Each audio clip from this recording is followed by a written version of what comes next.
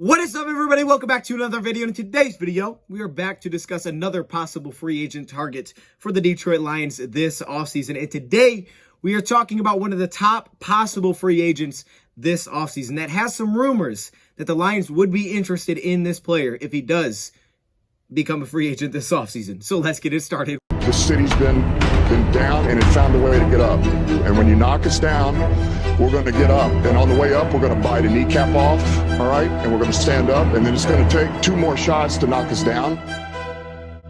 We're going to take another hunk out of you. Before long, we're going to be the last one standing. Welcome everybody to a video. Glad you guys are here. We are back to talk about another possible free agent target for the Lions. And I love doing these videos, but especially when there's these little rumors out there that the Lions could be interested. I mean, it just adds to the fact that we have to do a video on this guy. There's also another player out there that I've seen rumors that the Lions would be interested, and that's on Jabril Peppers. So we may have to do a video on him at some point. There's a few weeks until free agency really hits and we can start signing these unrestricted free agents and guys, you know, that were on other teams. Right now, we're kind of in that re-signing mode, but that will be here in a few short weeks, okay? Time goes fast. However, we got to get ahead of it. So today, we're going to talk about one of the top players that could hit free agency this offseason, maybe the top safety in free agency. You all know who we're talking about because you read the title. You saw the thumbnail. We're talking about safety Marcus Williams from the New Orleans Saints. I don't know who comes up with the rumors or how they come up with these rumors. I don't know if they hear it from someone or if they're legit or if it's just someone sitting back and saying, oh, this team needs a safety, so they'd be interested. They're going to be interested in him because they list like 3 or 4 teams usually. Or maybe they're like, oh, there's a connection there. They'll probably be interested. I mean, I could probably do that with some of these, but shout out to my man Phantom on Twitter for hitting me up. Hooked me up with this. This is not the first time I've seen this. I've seen this on a different rumor as well. So maybe this is legit. I don't know. However, we're going to talk about him today. We're going to talk about that man, Marcus Williams. There's been a lot of talk about Marcus Williams within the Lions community because there's a pretty clear connection here, and that comes with Aaron Glenn and Dan Campbell, both coming from the New Orleans Saints, where Marcus Williams is now coming from. So there's that clear connection. Plus, the Lions likely are going to add some safety help this offseason. We know Tracy Walker's a free agent, but I think the Lions will be bringing him back. But even with that, they'll probably still be looking to add some safety help. We've looked at their cap space. They have some money to spend, not a ton of money, but they have a little bit of money to spend. And this could be that possible one big free agent splash that you make, and then the rest of it will be kind of quiet. So we'll get to the financial side of things at the end of this video and how that would work out and my prediction on whether or not the Lions will go after this guy. However, I need to talk about him first. Just give us a little breakdown on who he is and what he's about on the football field. Marcus Williams is coming off of playing on a franchise tag. His last season, the Saints, they were in a pretty rough financial space and they didn't have a ton of money, but they were able to take back Marcus Williams, bring him back last season. And, you know, they were still trying to win some football games, and they did. They won 9 games last year, not where they wanted to get. We know that their head coach has now retired. We'll see what goes on there, but he's coming off, again, a really good season. Still a very young player. He is now coming off of his rookie deal and, of course, the franchise tag. He's only 25 years old. Last year, he put up a really nice stat line. He was his career high in tackles, 74 combined tackles, 2 interceptions. He played in all 16 games, hasn't missed that many games throughout his entire career, 8 passes defended. He also in coverage only allowed an 85.5 pass rating, which was a career high, or I guess maybe career low. I don't know how you would say that. And also a 48.8% completion percentage, which was a career best. I've heard about Marcus Williams. I knew who he was. Of course, we all know about the crazy play that happened against the Vikings where he whiffed and then they scored the touchdown. But that's not even how I knew him. I'm not sure how I knew. I think I knew him from last offseason because of the franchise tag, and some people didn't think he'd get tagged. So I think I looked at him a little bit last year, but I've never really looked at him. Dove into the All-22 film, deep into this player. And yeah, I was pretty darn impressed when watching him. He is worth the hype. He is a very good safety, and we're going to dive into some of the plays from this past season in today's video. Now, there was a difference is that this past year, we know Aaron Glenn wasn't there before. He was their defensive backs coach, so that's the direct connection. They had Dennis Allen, of course, as their defensive coordinator, and they were a little bit different. You know, every team adjusts year by year based on the pieces that you have. We saw a little bit more cover 3, cover 1 defensively, especially early in the year. We saw it against Green Bay when he had his first interception on Aaron Rodgers of the year, which was nice. You love to see it. I mean, I thought he played an absolutely outstanding game against the Green Bay Packers, so that was nice to see. Now, before we get too far into talking about Marcus Williams, I do want to show this clip of Jeff Okudah running if you have not seen it. It's nice to see. We saw him doing those workouts. You know, he's working the legs out, and now you see him running, all right, over the little, like, the mini hurdles, I guess they call it. You see him running here. You love to see it. You can see his caption, 2/22/22. That was the day he put it out, of course. And then Also, we put day 159. He's coming off a ruptured Achilles. I mean, look, the guy wants to be great. I view him as a cornerback. I think he's going to come back, and I think he can prove a lot of people wrong. And I'm excited to see it. We saw Cam Akers return, and that's one thing that's very important. We saw with the Saints defense having a top outside corner, and he could be that guy. He believes he can, and I believe he can too. I'm not giving up on you, Hefe. I'm not doing it. I can't do it. Jeff Okudah, I love to see it. You'll love to see it. Just want to throw that update there in case you haven't seen it, because it's very, I'm open, man. I want to see this guy, man. I'm so hyped about him coming out of training camp and then him getting hurt. It hurt, and it really did. But you love to see stuff like this. All right, let's continue with Marcus Williams. Marcus Williams coming out of Utah back in 2017. He came out as a ball hawk. A 6'1", 195-pound safety that ran a 4.56 40. So he came out as this guy that was known to make plays in the back end, which is why he was a second-round pick. And he has lived up to that in the NFL, and he has continued that throughout his entire career. And you even saw it in 2021. Yeah, 2 interceptions. They don't really say that, but when you turn on the all-22, the guy is absolutely incredible in coverage, especially in zone coverage. So we're going to dive into that, but let's break it down into a couple different categories: run defense and coverage. And then I'll throw in some other things as we go into it. Then we'll talk about the fit, how I feel about that, and I'll make my prediction of whether or not I think the Lions will go after this guy. Let's start with run defense. I don't have a ton of notes for run defense, as this is probably the area I would say is not his strong suit. You know, run defense or coverage. What is he better at? He's definitely better in coverage. He's definitely not known for run defense. Now, statistically speaking, it's not too bad. 72 combined tackles, only accounting for 7 missed tackles. I know his PFF grades are pretty good here,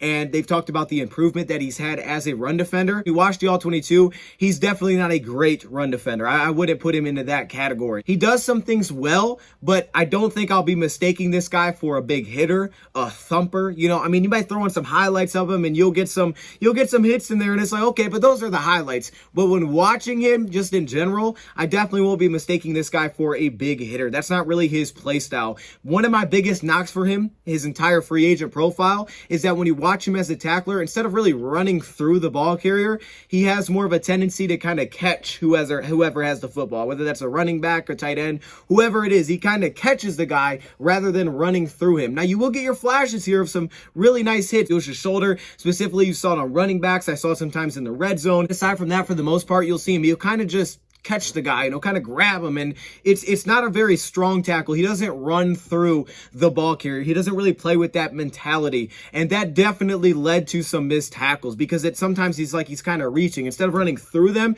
he's almost standing and reaching, and sometimes they can just completely make him miss. It's a nice job breaking down and trying to get in front of guys, but since, again, he's not running through and he's kind of waiting on the offensive player, sometimes they can make him miss. He also can be carried for some extra yards, and there's a couple of occasions where I would say he kind of got ran over. Like, he'll try to wrap up, but he kind of got ran over. He'll go way too high. So there's flashes in there of him getting low, using his shoulder and knocking guys down when he has to. There's also too many plays of him kind of just stopping and reaching and grabbing. So I would just assume that's the kind of tackler that he is. However, I wouldn't say that he's necessarily a bad tackler. All right, he's just not a big hitter, but he's not a bad tackler. He does a couple things well here. As I said, he does a pretty nice job of breaking down before he gets to the target. Another thing that I really like, especially when you're the last line of defense, is he uses the sideline as his friend. He takes very calculated angles as the last line of defense. You'll see him a lot of times. He'll try to get the angle in front of whoever the ball carrier is if they're running up the sideline, and then you'll see him start to slow down. That way they don't have that cutback lane,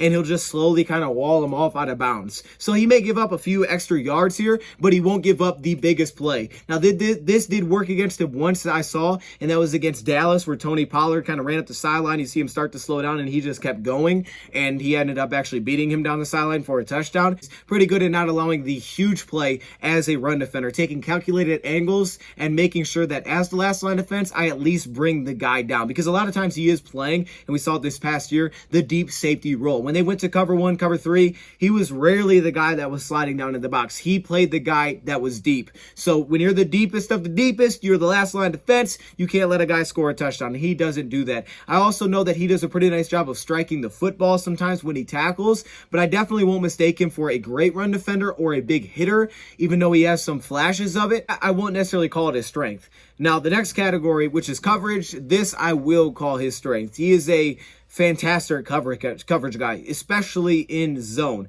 Now, as I said before, mainly his role this past year is, well, of course, he's a free safety. I mean, you can see that he's definitely the free safety. And a big part of this is that his teammate, his running mate, was Malcolm Jenkins the past couple of years. And Malcolm Jenkins, who is a former cornerback when he came out of the draft from Ohio State, transitioned to safety.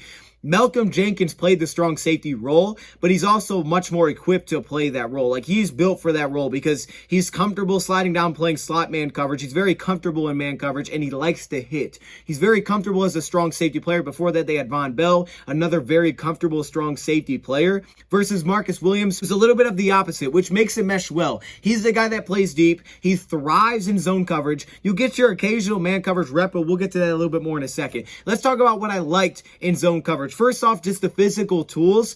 In terms of flipping hips and being able to turn and run with guys, you can flip the hips and turn and run with some of the best of them out there. His change of direction is very smooth. The way I wrote it is that he has a very smooth transition. And whether that's working left to right on your back pedal, or that's, stopping and then working back and then working back upfield, it's a very smooth transition. He's always playing on his toes. So it's very smooth for that change of direction when he sees something to get himself into position very quickly. That's one thing that definitely sticks out. Now, you'll see this multiple times within his game. As soon as he sees that plant and it's cut inside on the slant, he jumps down. But it's a nice fluid explosiveness upfield.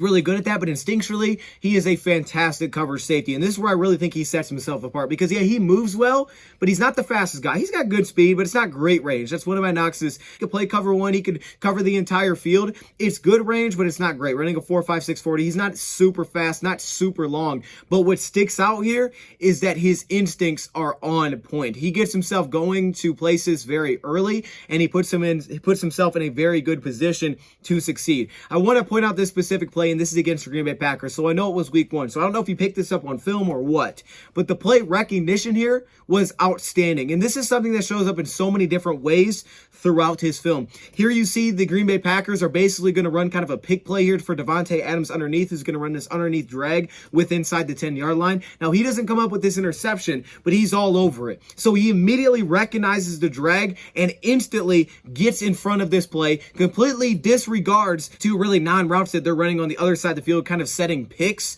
and he gets himself to the other side of the football. He doesn't make the interception. He picked this up so quickly, and then he came back and had an interception against the Green Bay Packers in that game on Aaron Rodgers as playing the deep safety role. But what really sticks out is the way that not only he uses his eyes, because yeah, I mean, you could sit back there and read the quarterback's eyes and just try to mirror the quarterback, but that pairs well, of course, with the ability to move and the smooth transitions, but it's also the recognition that he has to kind of see ball and man.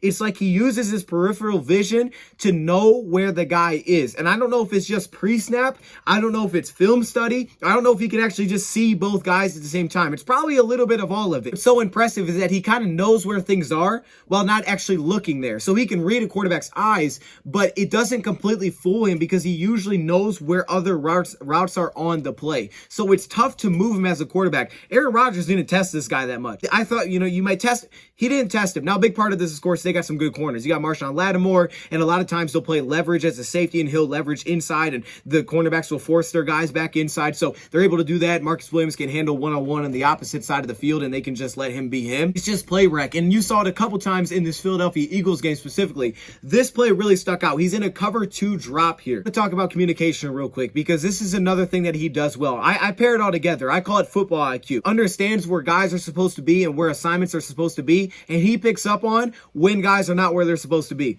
There was multiple reps of this. There was a rep I saw where no one lined up man coverage on a tight end. I think it was a tight end. And he's seeing that. He's trying to get his guy to go there. No one goes over, so he slides over. There was another play where no cornerback lined up on an outside receiver. No one lined up. So he literally went over there and played man coverage on the receiver. They didn't throw it to me, ran a deep post, but he covered him. Gotta believe it's just being within that scheme for now 5 seasons. He sees things very fast. But then it's also on on the fly. And this is what I talk about, really seeing two things at once. Here you go against the Philadelphia Eagles. You get this cover 2 drop in this half of the field. Now you're going to see the on-the-fly communication he's trying to have to his cornerback here, pointing out the route. He sees it. I don't know how he sees this. He sees Devontae Smith breaking outside, and then he's going to work up the sideline, but also keeping his eyes on the quarterback. See, this is what makes him a really good ball hawking cover safety, because he reads quarterback's eyes to get to tell where the ball is going. However, here he still understands where the route is, and he's pointing it out during the play. That way, when the quarterback goes that way, he's not completely out of position because he already knows where the route is. He knows the general area.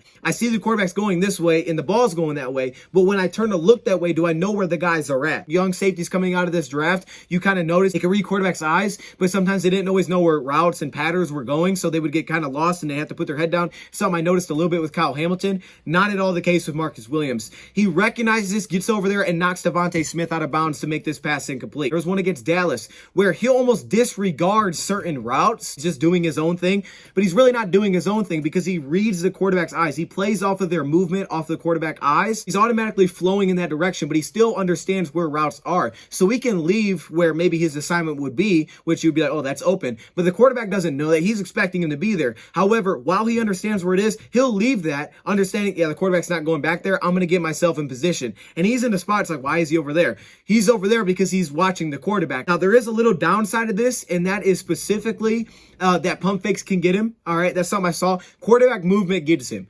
Eyes, a little bit, but it's mainly quarterback movement, specifically pump fakes. You don't see it a ton in the NFL. Not a ton of quarterbacks utilize it. You definitely should if you have time in the pocket. But pump fakes could get him a little bit. I saw it get Marshawn Lattimore bad one time. Interceptions don't do it justice, because if you look at 2020, he had 3 picks. 2 of them, the receiver ran the wrong route, and the third one was a Hail Mary. So, forget interceptions for a second. Watch this play against Philadelphia. You're going to see him pick up a running back that's completely on the other side of the field, knocks it and saves a touchdown. I mean, he straight up saves a touchdown because no one's covering him. But what's impressive is the beginning of this. This is a cover 3 drop, right? So he's playing the center field position, yet he doesn't just sit in his zone. He doesn't play like a cookie cutter role, which I think it makes him special, because I can tell my safety, hey, this is the zone you got. And it's like, okay, you can go sit in that zone. There's always holes in zones, right? So if you just sit in your zone, there's going to be a hole. Good quarterbacks will take advantage of that. But what he does well is you give him a responsibility, and this could at times get you something coming out of the draft as well. But a lot of times it works wonders. You have him play center field. You have 2 routes going on the same side of the field. So he automatically slides over there and gets in the way. Now take a look at all the communication on this play. You're also going to get some here pre-snap between Marcus Williams and the outside cornerback, as the receiver is going to go vertical on this play. So he's going to pull the cornerback with him. But you're going to see all the communication on this play. Also on the other side, you have Malcolm Jenkins and their outside cornerback. So you see those 2 communicating. They're going to pass it off to Malcolm Jenkins. Then you see the communication between the top Marcus Williams and the outside corner. Now Marcus Williams is telling him, okay, you take that, he's running vertical. But Williams yet is going to slide over that way, and it's going to force Jalen Hurts to scramble out. You have a breakdown on the opposite side of the field here between the cornerback and the linebacker. As you can see, the cornerback's kind of in no man's land as he passes this guy off to the opposite side of the field to Malcolm Jenkins. So they both come down looking at this check down, and Jalen Hurts starts to scramble. Malcolm Jenkins then has to be the only guy to fly across the field and make this play as there's confusion, and he saves a touchdown. To cap it all together, he also has fantastic ball skills. He's constantly getting his hands on the football. He's not just going to run there. He's going to complete the play. And this is something that I think Tracy Walker can continue to improve upon. He doesn't always make the play. He may get there, but he doesn't always finish the play like he has opportunities to. A couple little things, though, I do want to point out about coverage that, I guess they're cons, but they're not huge. First off, man coverage. This may be the biggest one, is that there's not a ton of man coverage reps here. And this specifically goes to scheme fit. We'll get to that. But you don't see a ton of man coverage reps. There are some in there. You see running backs sometimes they'll get him on tight ends. Players are lined up incorrectly and he'll slide to man coverage. But there's not a ton of man coverage reps. If it's cover 1, he's not going to be the guy sliding down playing coverage. It's going to be him back in the deep zone, and it's going to be Malcolm Jenkins or the other safety playing man coverage. That's just his role. Over 900 snaps he took last season was at the free safety role. There's just not a ton of man coverage reps. Inconsistent in man coverage. The physicality isn't necessarily there. The length is there. Ball skills are there, but there's inconsistency inconsistencies in man coverage. So they really limit his opportunities to put him in the best situation to be successful. And he is fantastic playing the deep guy. I mean, he's great at it. He can play cover 1, cover 3, cover 2. He's fantastic playing half the field, split field. He's great at all of that, but he's not usually the guy sliding down playing man coverage, which is something to keep an eye on. Also, communication. Now, this seemed to be sometimes an issue with the entire Saints defense, and it's very important to communication. It's something that Aaron Glenn has talked about. He came from New Orleans, so you got to believe there's a lot of carryover there in terms of how important pre-snap communication is, because there's a lot of talking that goes on pre-snap. And you saw that with their defense. Sometimes you'll see him telling players something, but then they don't do it. So it's like you got to make sure you get your point across to whoever you're talking to actually do it. It was something that came up this season. Remember when they said, hey, look, Lions, we got to make sure that we're communicating pre-snap because that's beating us. That's something that I think just carries because of the scheme that they were playing defensively in New Orleans, is that there's a lot of pre-snap movement, a lot of pre-snap talking that needs to go on. And sometimes there wasn't always great communication between him and his teammates. Not going to put that all on him, but there sometimes wasn't great communication pre-snap, and it could lead to issues post-snap. And then there was communication on the fly. He saw everything. I thought he did a great job of seeing the field. It was just some communication. I also think he does seem to prefer to backpedal with his right foot forward, his left foot back. I know he can drop the other way, but it definitely seemed like his preferred back pedal was with his right foot forward, his left foot back. They didn't play a lot of leverage, so you saw a lot of that where Marcus Williams. Safety is very dependent, is that you have to have a good pass rush, just like every DB. It's dependent on corners. I mean, he only can do so much, right? If I'm playing cover 1 and they throw it completely across the field, there's only so much I can do. If my corners can't cover, we're still going to get destroyed, right? So safety is dependent. I think all positions are dependent on something. Pass rush is dependent on coverage. Coverage is dependent on a pass rush. But safety is definitely dependent on a lot of things. Now let's get to scheme fit. And this is where I do have question marks. No doubt to me that this guy is an absolute incredible coverage safety. And if he was in Detroit, he would help us a ton. Guys didn't test him very much. He usually made plays when they did.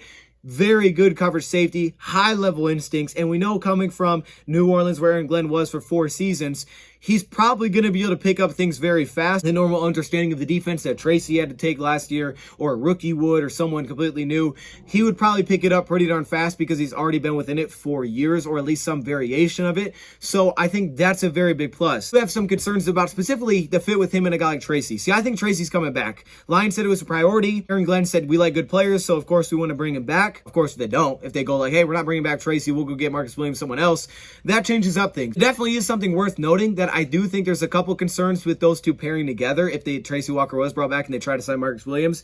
Biggest one being that Marcus Williams is not a very physical box type of safety and do a ton of dirty work against the run. He also isn't fantastic in man coverage, which is an area that I think Tracy Walker needs to improve upon, because if you think about Tracy last year, he was kind of our free safety. Now, there was a lot more split coverage look, so it was a lot of, post-snap, like sometimes Tracy Walker would play the tight end, sometimes he would drop deep. I think Tracy definitely improved. We saw the Lions working with him in this category, extra in practice. There was one day at training camp where he was the only guy doing man-to-man coverage drills. Only guy doing it. One receiver in him. He was the only guy going through the drills. I think they were trying to help him improve, and I'm sure they did that throughout the season. They were trying to get him better in that area. That way they could ask him with those responsibilities. Marcus Williams didn't get asked to do that a ton. So there would also be that. And if he's going to play in this defense, he'd be outstanding in zone coverage, outstanding in split coverage. There would just be a couple concerns is helping in run support, but also being asked to play man coverage depending on which side, the strong side defensively. And that's what the Lions did last year. So I think, of course, he benefit us and he make us better,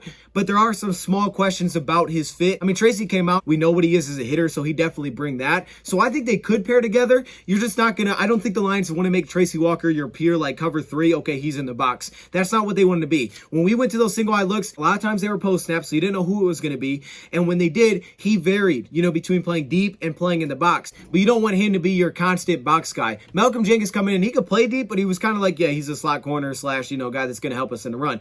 Marcus Williams is not necessarily that. He can improve upon it, but his biggest strength right now is playing back, and it's playing a ball-hawking safety role. If the Lions are going to go out and make a big splash in free agency, this would make sense. It would, because it'd be a guy with connections. And the thing is, I don't think the Lions this offseason are going to make many deals that are 3+ years on contracts. This would be one if you did it. He's not going to sign a 1-2-year deal. So if you're going to sign a guy to a multi-year deal, signing a player like this that you already understand what he is and what he can bring to the table makes sense. Something that Brad Holmes did a ton was signing his guys because they knew how they would fit in the scheme, what they were going to bring to the table, what they already brought within the team that was already put together and within their scheme and everything like that. They already kind of know that with Marcus, even though he's an outsider, he's not, with the Lions. So if you're going to do it if you're going to sign a guy to a multi-year deal that was not on your team and it's not a re-signing, this kind of player would make sense. I just don't see a ton of big deals like that coming. Also, financially, this would be your one big move. Spot Track is saying his market value is about $15 million per season.